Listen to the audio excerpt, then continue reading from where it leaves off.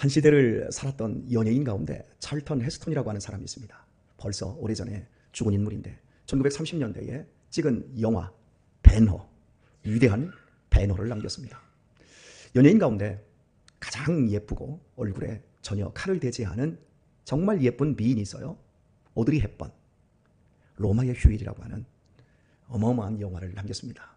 그런데 같은 영화를 남겼는데 삶을 남긴 사람도 있어요.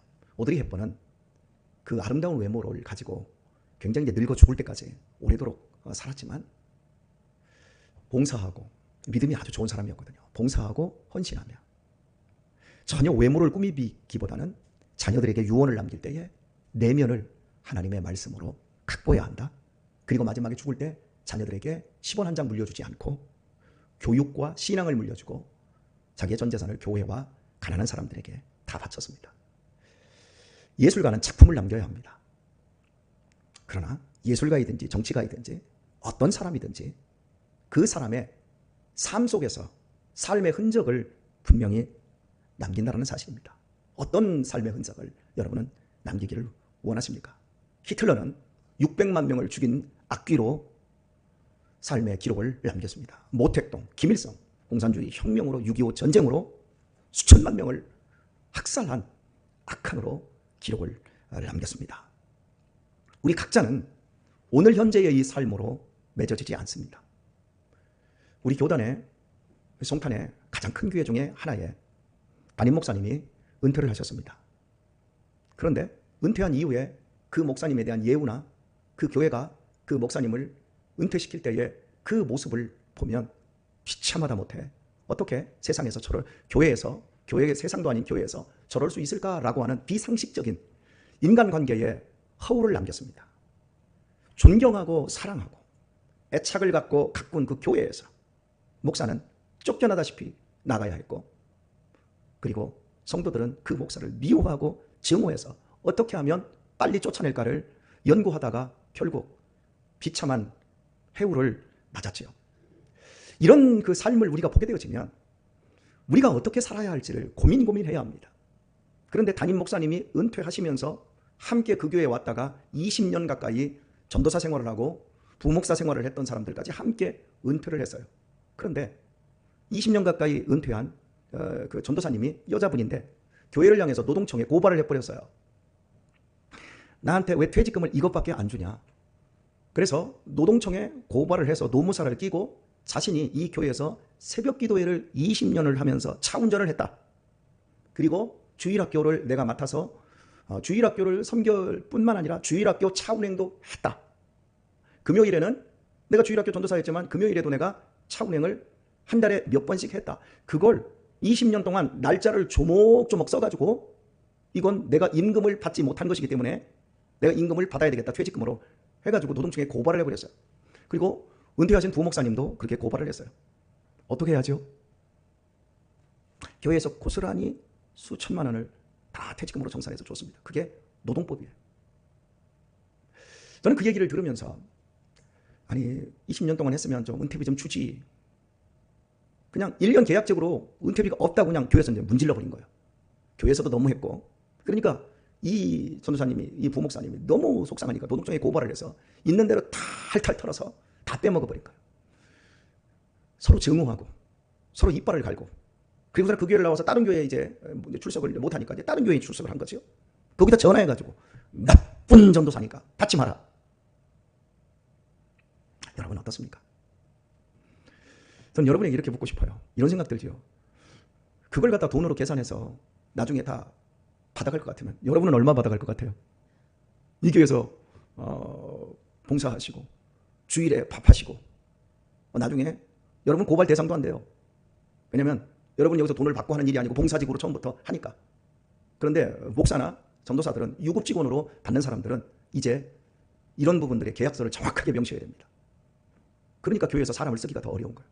이런 식으로 지금 서울에 있는 교회들이 당해요. 그래서 부목사를, 부격자를 함부로 쓰지를 못해요. 정확하게 계약서에다 명시를 해야 돼요. 저 같은 경우에 이 교회에서 은퇴할 때 여러분이 은퇴를 어떻게 시킬지는 몰라도 조목조목 따져가지고 하게 되면 저도 어마어마하게 할 텐데요. 여러분 어떻습니까? 우리의 인생은 작품을 남겨야 되는데 어떤 작품을 남겨야 될지. 마음 잘못 먹으면 못돼 먹은 작품을 남길 수도 있고, 마음 예쁘게 먹으면 정말 아름다운 작품을 남길 수도 있어요. 그게 우리 자신입니다. 여러분은 마음에 무엇을 두고 사십니까? 나는 요즘 어떤 것에 마음을 두고 삽니까? 요즘 밥맛도 없는데 냉면에 시원하게 속을 해주는 거기에 마음을 두십니까? 무엇을 먹을까? 그러면 마음에 두고 있는 것을 찾아서 자꾸 살아가게 되고 시간을 거기에 쓰게 되고 에너지를 쓰게 되고 있어요. 내 마음에 교회가 들어와 있는 사람은 내가 어떻게 살아도 교회를 아름답게 섬기고 세워가기를 원하지만, 내 마음이 세상에 있으면 주일도 빼먹고 온갖 다른 것들에 다 신경을 다 쓰게 되어지죠. 어디에다 우리의 마음을 쏟아야 될까요? 우리가 사는 세상은 마술을 부리고 있습니다. 기생이 음행을 행하고 있습니다. 읽은 본문에서 니느웨라고 하는 500년 동안 세계를 지배하던 그 나라는 마술로서 부귀영화를 누렸다라고 고발하고 있습니다. 음행으로서 그들이 지금까지 세계 강국을 일구며 살았다고 고발하고 있습니다. 마술은 무엇입니까? 눈 속이는 겁니다. 하나님을 속이는 겁니다. 사람을 속이는 겁니다. 음행은 무엇입니까? 정상적인 사랑을 하지 않고 더럽고 추잡한 자기 몸을 팔아서 돈을 남기는 삶을 살아가는 겁니다. 우리의 인생은 시간 속에서 내 생명과 바꿔서 뭔가를 얻어내고 있는 겁니다. 세상은 우리를 속입니다. 마귀는 우리에게 말합니다. 야, 현실을 인정해. 네가 예수님을 믿는다고 너한테 돈이 생기니 밥이 생기니 힘이 생기니 생각해봐. 현실은 현실이고 신앙은 신앙 아니냐. 계속해서 우리에게 마귀는 유혹합니다. 너 교회 다녀가지고 그동안 20년 동안 교회 다녀서 너 얻어진 게 뭐야? 너 11조에서 네가 물질의 축복을 받기를 했니? 옆집보다 네가 잘 살기를 하니? 현실을 한번 생각해봐. 속지 마. 그렇게 사는 건 바보 천체야. 마귀는 계속해서 우리들에게 유혹합니다. 너도 마술 부려. 너도 음행을 해. 왜 그러고 살아? 바보 멍청이처럼. 왜 당하고만 살아? 당하지 마. 이러면서 마귀는 계속해서 우리들에게 니노의 방식을 추구할 것을 이야기를 합니다. 야, 목사로서 너 어떻게 맨날 목사 사례비만 받고 어떻게 그러고 살아? 너 네 밖으로도 좀 챙겨. 너 왜 그러고 살아 멍청하게? 계속해서 우리들에게 세상 방식으로 마술 부리고 음행하라고 계속해서 우리들의 영혼을 꼬드깁니다. 현실은 현실 아니냐? 거기에 넘어가 버리면 대사기극에 걸리는 거예요. 예수님은 당신이 이 땅에 오셔서 당신이 선한 목자라고 말씀하신 이후에 내가 온 것에 대해서 말씀합니다. 내가 온 것은 양으로 생명을 얻되 더 풍성히 얻게 하려 하심이라 말씀해요. 그러나 내 앞전에 도적이 왔다. 그 도적이 온 것은 빼앗고 죽이고 멸망시키는, 우리 것을 다 빼앗는 거예요. 여러분, 목사가 목사의 사례비로 만족하며 행복한 인생을 살지 않고 부동산 투기하고 주식에 신경 쓰고 어떻게 하면 비트코인을 통해서 더 많이 벌까, 거기에 신경 쓴 사람들 마지막에는 다 빼앗기는 거예요. 신앙도 빼앗기고 자녀들도 빼앗기고 다 빼앗기는 거예요.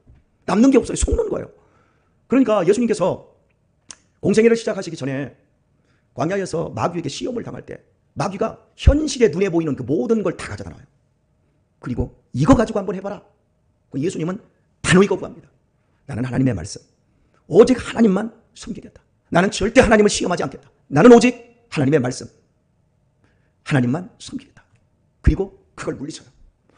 이런 똑같은 시험은 오늘 우리의 인생 속에서도 펼쳐지고 있습니다. 내가 특심한 결심을 하지 않는 한, 내 안에 위대한 믿음의 정신을 가지지 않는 한 우리는 적당하게 세상의 마술을 부리는데 함께하고 음행에 동참하게 되어집니다. 지금 당장 화려한 것에 속지 않고 영원한 미래를 위해서, 이 육신의 때는 금방 지나가고 말고 영원한 영혼의 때가 시작될 것을 바라보면서 가장 좋은 것을 심고 가장 좋은 것을 선택하고, 이 세상에서 내가 연단을 받아서 정금 같은 믿음의 삶, 존귀한 하나님의 사람으로 성장하겠노라라고 하는 이 결심이 없으면 우리는 이 세상에 적당히 편승하면서 니느웨가 추구했던 그것을 쫓아가게 되어지고 결국 뻘거벗겨지고 똥을 뒤집어 쓴 것 같은 부끄러운 현실의 날이 온다라는 사실입니다. 심은 대로 거둡니다. 제가 여러분에게 한 2주 전에 말씀을 드렸는데 우리 집 옥상은 종자밭이 되었습니다. 집에서 먹는 모든 과일의 씨를 유아가 다 심어봐요. 토마토까지 심어요. 토마토는 왜 씨가 없어요? 야 임마, 이게 씨야. 막 살구씨, 복숭아씨, 수박씨, 위에 가면 아주 난리가 나버렸어요. 다 심어봐요. 그런데 희한한 건 다 나요. 이야, 다 나요. 아버지 막 가져오는 거예요. 우유가게 가져 심어놓고 아버지 났어요. 그냥 하라고 내버려둬요. 왜? 궁금하니까. 여러분, 그런 걸 보면 내가 지금 오늘 무엇을 심어야 될지, 내 인생에서 지금의 이 모습은 내가 과거에 심은 모습이고 그것이 지금 꽃피고 열매 맺은 모습이고 앞으로도 우리의 남은 인생 속에서 내가 무엇을 심든지 그대로 거두게 된다는 사실을 우리가 인지해야 합니다.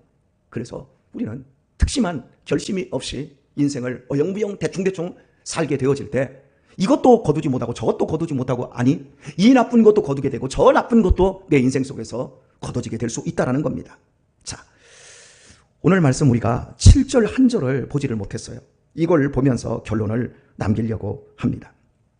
그때에 너를 보는 자가 다 네게서 도망하여 이르기를 망하는 날이 오는데 부끄럽게 되는 날이 오는데 똥을 뒤집어 쓴 것 같은 현실의 삶이 오는데 내가 지금까지 대사기극에 걸려서 마술 부리다가 내 인생이 망하는 날이 오는데 그때 다 내게서 도망하여 이르기를 네 노예가 황무하였도다. 누가 위하여 애곡하며 내가 어디서 너를 위로할 자를 구하리요 하리라 하시도다. 아무도 위로할 자가 없는 거예요.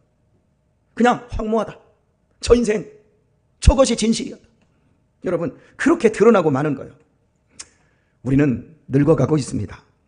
아니 육신은 죽어가고 있습니다. 절대 마술과 기생에 속아 넘어가지 마세요. 여러분 기생이 예쁩니까? 내 마누라가 예쁩니까? 죄송해요. 기생을 별로 볼 일이 없어서. 세상에 음란한 여자들이 예쁩니까? 내 마누라가 예쁩니까? 대답하기가 참 곤란하다고요? 텔레비전을 보세요. 영화를 보세요. 기생들이 얼마나 예쁜가? 춘향이가 얼마나 예쁜가? 우리 교회 안에 있는 청년들이 예뻐요. 세상에 클럽에 다니는 미끈한 여자들이 이뻐요. 대답 안 하기로 작정하셨군요. 어제 제가 하도 여러분에게 막 무시무시하게 설교했더니 세상 여자들이 겉으로 보기에 훨씬 이뻐요. 훨씬 럭셔리하고요. 거기에 속지 말라는 거예요. 좀 못났어도 좀 펑퍼짐해도 내 안에 이 교회 안에 있는 청년들이 훨씬 가치 있고 훨씬 예쁩니다. 진짜 값어치 있는 것을 볼 줄 아는 그 지혜. 마술 부리고 젊은 날 소년 등과 소년 출세는 반드시 망합니다. 어린 시절에 일찍이 돈이 많거나 머리가 좋아서 출세한 사람들은 반드시 망해요. 왜요? 자기를 이겨낼 힘이 없어요. 이미 마술에 속았기 때문에. 세상에 현란하고 화려한 것. 제가 제 아내한테 실험을 했어요. 여보, 제 아내하고 저녁 때 항상 저하고 산책을 하면서 좀 달리기를 해요. 그러면 동네 남자들이 많이 나와서 같이 달리기를 하고 해요. 그럼 이렇게 딱 지나가면 남자들은 누구를 보는 줄 아세요? 저하고 둘이 같이 갑니다. 그럼 남자들은 누구를 보는 줄 아세요? 제 아내만 봐요. 그런데 저 앞에 여자가 옵니다. 아줌마가 옵니다. 그런데 아줌마는 여자도 보고 남자도 보고 다시 여자로 가요. 눈이. 제가 이렇게 항상 보면서 제가 실험을 해서 검증을 했어요. 그 제 아내한테 여보, 남자들은 이렇다. 당신만 봐. 그랬더니 아이 그러려고 그래요? 그러길래 아니 봐. 그래서 이제 지나가는데 진짜 제가 그 남자를 보고 있는데도 그 남자는 제 아내를 보고 있어요. 여러분 속지 마세요. 이게 남자예요. 기생에 예쁜 것 반짝거리는 거 거기에 속아 넘어간 남자들이 얼마나 인생의 영혼까지 탈탈 털리는 거 그 여러분 드라마로 영화로 많이 봤지요? 예, 속으면 안 돼요. 우리의 인생 우리가 책임을 지기가 어렵습니다. 아니 책임질 수가 없습니다. 우리 인생을 예수님만 책임지실 수 있습니다. 예수님께 우리의 인생을 맡겨야 합니다. 그리고 그분의 말씀, 그분이 주시는 꼴을 따라서 우리의 인생을 나아가야 합니다. 그때에만 우리의 인생이 마지막 날 빼앗기고 또 허무하게 되고 황무하게 되고 우리를 위로할 자 없는 이런 비극적인 현실을 맞이하지 않습니다. 오늘 애를 쓰십시오. 돈으로 계산하려고 하지 마세요. 우리의 수고와 헌신을 어떤 경우에도 돈으로 계산하지 마세요. 영원한 것으로 계산하시길 바랍니다. 지나가고 맙니다. 이 땅은 그냥 스쳐가고 맙니다. 오늘의 말씀을 맺도록 하겠습니다. 제가 2010년에 이집트에 갔었던 것 같아요. 그때 이집트의 정권이 무바라크 정권이었을 거예요. 장기 집권하면서 독재하면서 얼마나 부귀영화를 누렸습니까? 그리고 그 옆나라 리비아는 가다피였지요. 가다피가 다스리고 있었어요. 그러니까 북아프리카의 모로코라든지 튀니지라든지 이런 나라들 다 막 10년, 20년, 30년 이런 독재자들이 다스리고 있었어요. 근데 그 나라에 갔는데 경찰들이 얼마나 많은지 몰라요. 우리 관광객들에게도 경찰들이 막 따라다녀요. 관광차도 막 따라다녀요. 왜냐하면 자기들이 거짓과 공포로 부귀 영화를 누리고 있기 때문에 그것이 무너질까 봐 그렇게 두려워하더라고요.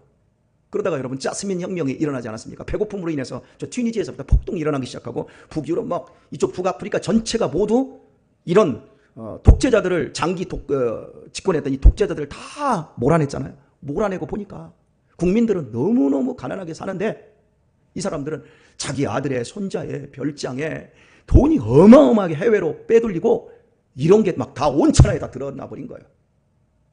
그래서 이 가다피나 무바라크 같은 이런 사람들, 예전에 루마니아의 차우세스크, 그리고 필리핀의 마르크스, 이런 사람들이 만천하에 다 드러날 때 나 좀 도와달라, 우리나라의 지금 이 폭동의 문제를 좀 해결해야 달라, 이렇게 서방 세계에 도움을 요청할 때 미국도 영국도 독일도 프랑스도 어떤 나라도 도와주질 않았어요.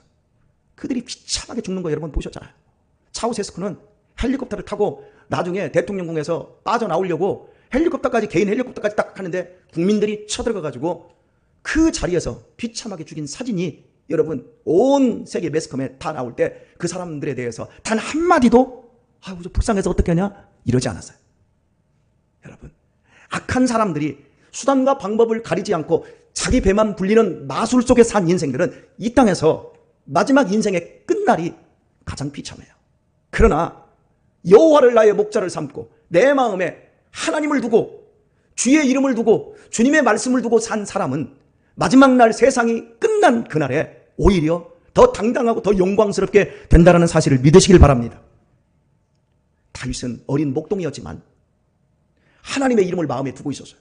그런데 전쟁터에 나가봤더니 골리앗이라고 하는 거인이 사실은 하나님의 군대와 하나님의 이름을 모욕합니다. 그러자 자기가 목동인 것도 모르고 저놈이 어떻게 하나님의 이름을 모욕하느냐. 하나님의 이름을 마음에 두었던 사람 다윗이었어요. 하나님이 그 다윗을 어떻게 쓰십니까? 다윗의 인생을 롱런하게 하시고 다윗의 인생이 끝나도 그의 후에 모든 후손들에 이르기까지 내가 너희 아버지 너희 조상 다윗을 인하여 이 나라를 패하지 않겠다. 여러분 영원히 남는 것은 우리의 마음에 하나님을 두는 겁니다. 세상에 반짝거리는 걸 두지 마세요. 저는 우리 자녀들이 저한테 아버지 기도해 주세요. 우리 딸이 아버지 기도해 주세요. 우리 유신이가 아버지 기도해 주세요. 이런 얘기를 부탁할 때 가슴이 찡하네요. 정말로 막 이래요.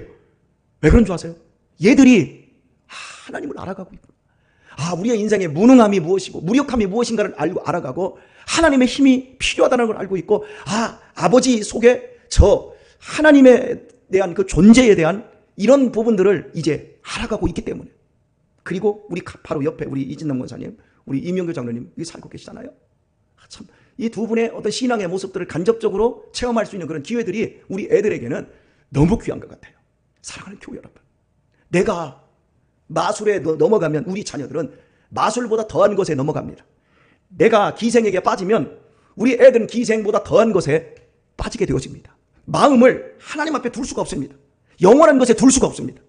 우리 진짜로 하나님께 마음을 두고 진짜로 교회에 마음을 두고 이렇게 마음을 두면 모든 보여지는 것들마다 우리가 하려고 하는 것들마다 하나님께서 원하시는 것들을 찾아가게 되어 있어요. 내가 냉면을 먹고 싶으면 오늘 송탄에 냉면집이 어디가 잘하는데 이렇게 찾아가게 되어 있듯이 내가 하나님을 마음에 두고 진짜로 하나님께 하나님의 말씀에 마음을 두면 모든 것들이 합력하여 하나님을 향하여 복을 끌어올 수 있도록 자석처럼 자꾸 당겨오게 되어 있습니다. 이 복된 삶, 이 아름답고 멋진 삶, 이 귀한 삶을 여러분 살아내셔서 우리의 인생 마지막 끝날에 잘하였다 칭찬 듣는 우리의 인생 마지막 끝날이 더욱더 찬란하고 영광스럽게 새롭게 영원한 나라에서 시작되는 우리 귀한 성도님들 되시기를 우리 주 예수님의 이름으로 축원합니다.